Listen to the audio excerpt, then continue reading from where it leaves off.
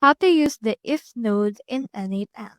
So in order to use the if node, what we can do is we just need to head over and add right here first or trigger. I have chosen a schedule trigger. Now click on this plus icon and then from in there, search in here for particular node that you want. Since we want to use if mode, let's search in here for that. Here's our if. So click onto this if and it will serve or it will route items depending on what we have added. So in here, we have the first value. So we can add in here a value for this particular days. So for example, choose day of the week is equal to Monday. Then it will be added as a condition. Now you can add option for those, which is ignore case. You can add another condition, like it can be and or.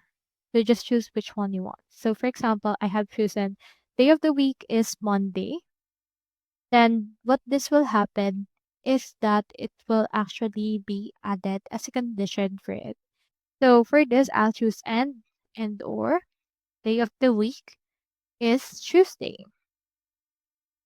What this will do is it will serve as a split between particular things. Like for example, here is what it would look like. So if it's true, you can add another module for this. So if it's actually true, we can add, for example, a message or send them a message if the particular thing is true. So let's click on it to send a message. Now, if it's false, then you can proceed to actually just ignore. So click on this plus icon and search in here for ignore. You can also just have the option to not do anything if it's actually false. So you can set it up and it will branch out the nodes that you have. So that's all there is today and I hope this video helped you out.